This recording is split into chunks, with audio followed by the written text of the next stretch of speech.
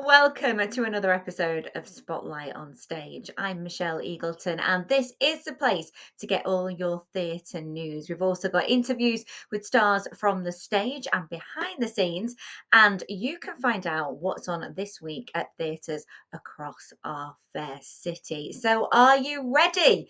Well, I hope so. Let's kick off with some of the announcements that have been made over the past week. Well, first up, we've got some exciting news from the Palace Theatre. Yes, Moulin Rouge, the musical, is coming to town from the 20th of August to October the 4th, 2025. Now, this is the first ever world tour of the multi-award winning hit stage show. And of course, it is based on that cracking film by Baz Luhrmann. It is an eye-popping excess of glitz, grandeur, and glory.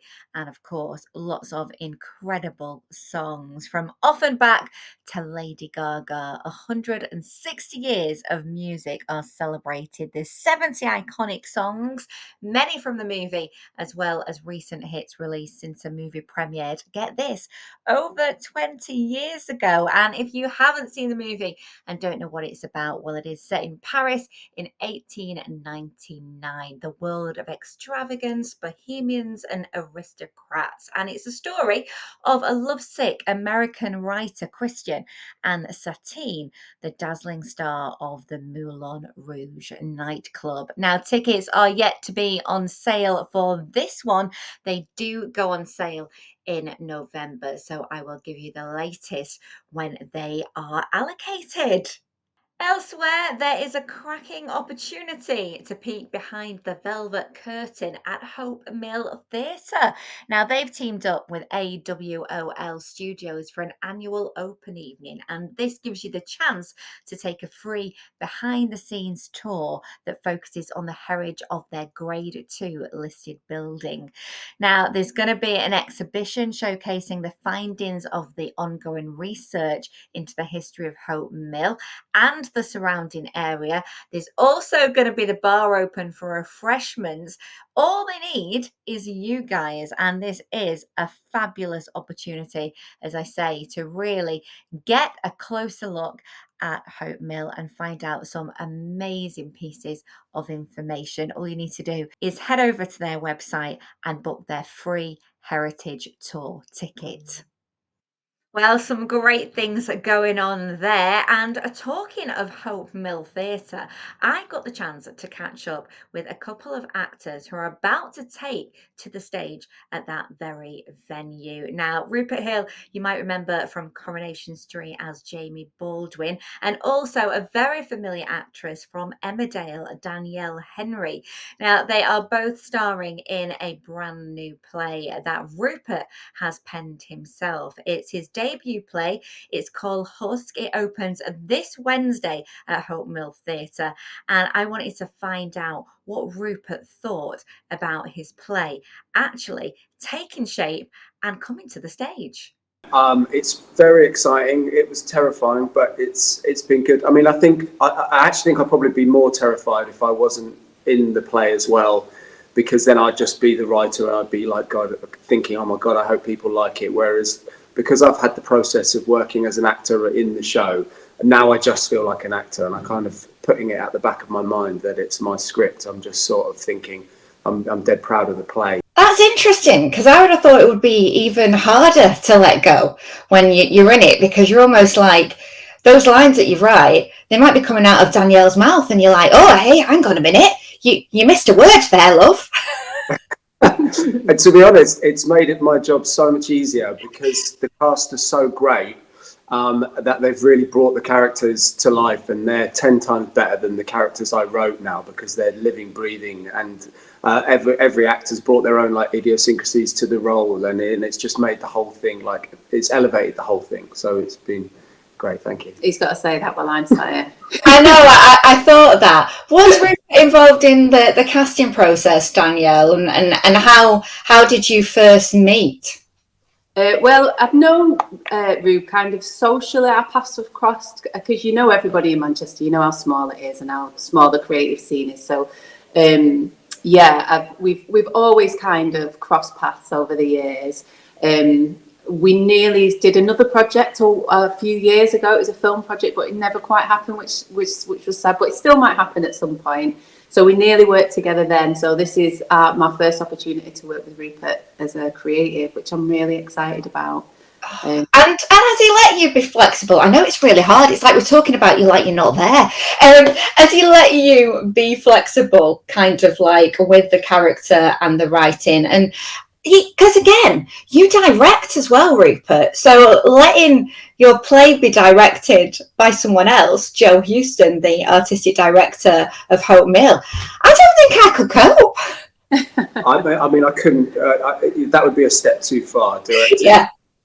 And no, I really had so much faith in Joe. We were so pleased that he came on board, and it was great to just sort of give the project to somebody else and say, right, this is yours now. It's nothing to do with me anymore. I just want to be treated as an actor. I just want to be one of the cast. Do you know what I mean? So it just it alleviates the pressure. And yeah, I think if I was directing this, it would be overwhelming.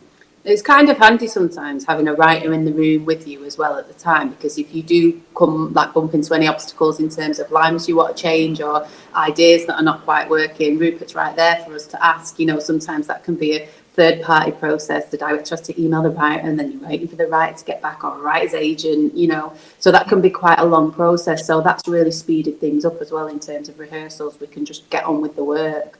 And also working with someone who is not just the writer, but also knows where you're coming from as an actor is probably a joy too. Yeah. Yeah, really useful.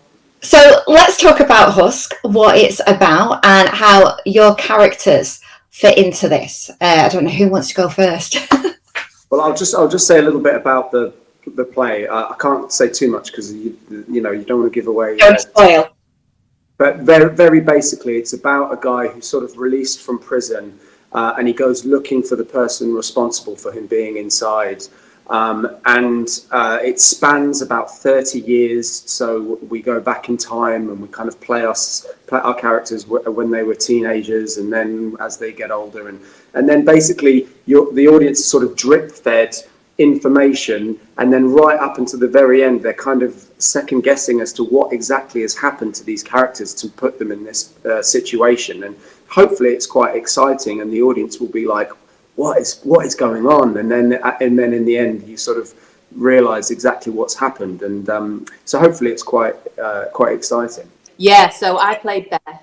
I'm kind of in a bit of an unhappy marriage, and Beth's character and her husband's character and Rupert's character all know each other. They were kind of acquaintances in school days, and then 30 years later Beth bumps into Ray, Rupert's character, again in a wooded forest. In a wooded forest, and that's kind of when things start to unravel a little bit for Beth as well. So it's Ray's influence on all these characters that kind of changes everyone's world.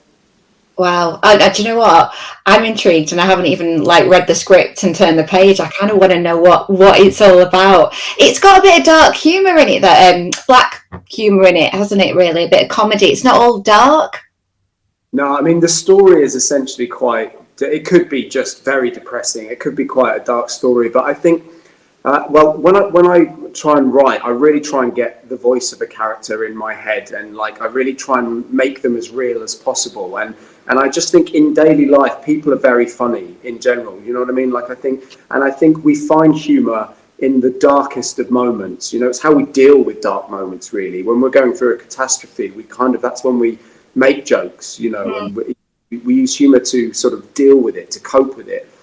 So with everything I write, I always try and put some comedy in there, and yeah, this was no different. But it's a kind of dark story. It's certainly like a thriller, but it is quite funny, hopefully, and also I think ultimately it's quite heartwarming. I hope so, anyway. I mean, the whole premise really is to try and find, you know, glimmers of hope in the most hopeless of situations. That's really what it's about.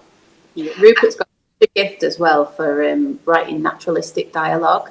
You can always tell when a writer's really strong at writing dialogue because it becomes really easy to learn.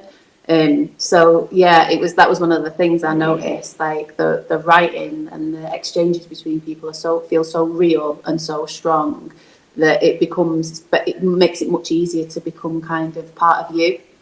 Yeah, and again, that's great for an actor, isn't it, to kind of have that writing to be able to get into the character.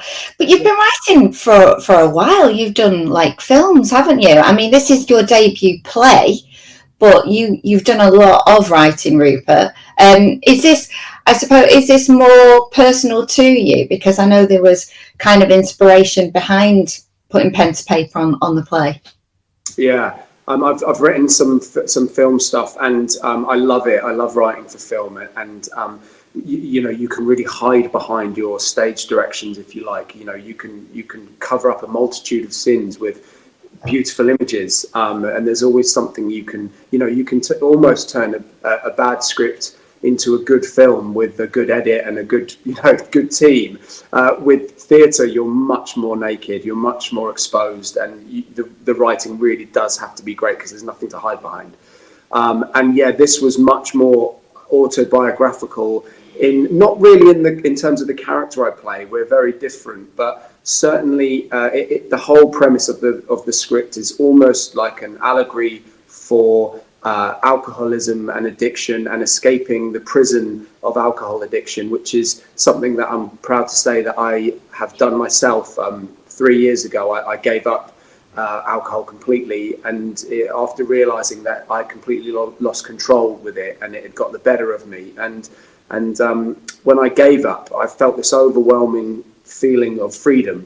I felt like I'd been released from a prison, and so that's why the story centers around somebody escaping from prison. And it's all kind of, all the characters in the play are kind of within their own kind of prison, and they're seeking sort of salvation from that. And it was all inspired by my journey with alcohol. So is that going to feel more special on opening night then to you because of that connection? Yeah, I hope so. I mean, it already does, to be honest. Just having these wonderful people in the room working on something that was just a little thought in my head, and then now we're performing it at a theatre as wonderful as Hope Mill, and with all these great actors and creatives involved with making it.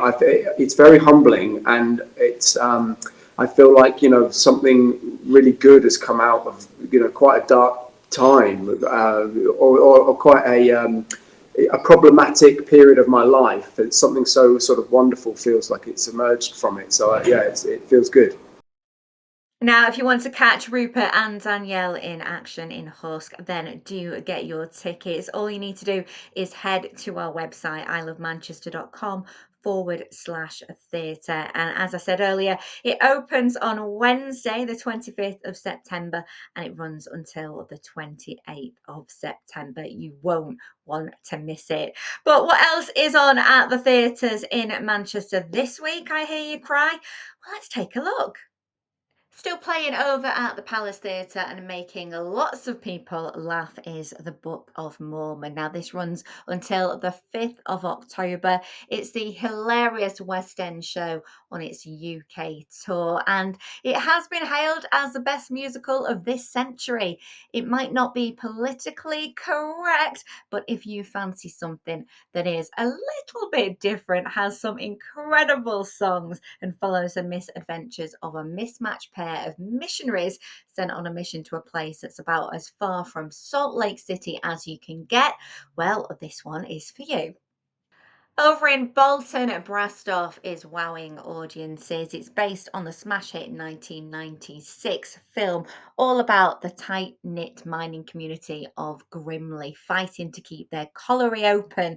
And meanwhile, the band leader Danny is battling to keep his dispirited band of brass-playing miners together with their dream of qualifying for the national championships at London's Albert Hall. Will they? Won't they? Well, you do have to head down to go and find out. This is running until the 28th of September, and you can expect some incredible acting and some brilliant brass band playing. Now, moving on to the Lowry, the National Theatre's War Horse is on an all new UK and Ireland tour, which stops at the theatre. It's all centred around the outbreak of World War One, and Joey, young Albert's beloved horse, is sold to the cavalry and shipped to France. He's soon caught up in enemy fire, and fate takes him on an extraordinary journey.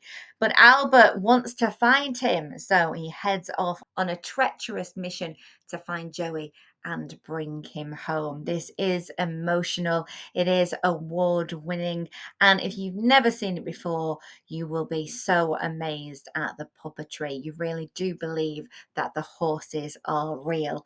It's running at the Lowry until the 28th of September. Are you a Beatles fan? Well, if you are, you might want to head down to home Manchester this week to catch Two of Us, a play focusing on the last encounter of Lennon and McCartney in 1976 in New York. It ruminates on what may have happened in that encounter, truths that may have been spoken, and traumas that may have been shared. It would be the final time they ever met. This is a story of two working class boys who loved each other. It opens at home on Thursday, which is the 26th of September, and it runs all the way to Saturday, the 28th. Finally, over at the Royal Exchange, Elders Fest begins this week. It celebrates 10 radical years of creative ageing with their resident elders company. They're celebrating in style with a number of activities running from this Saturday, the 28th, all the way to the 2nd of October. One of those is the performance Acts of Love, and I have got a couple of interviews coming up on I Love Manchester Theatre Facebook page later this week to tell you all about it. So do watch out for that one. And of course, if any of those whet your appetite and you want to go see those productions, then do head to our website. We've got loads more information, we've got reviews, and those all important tickets to book. It's ilovemanchester.com/theatre.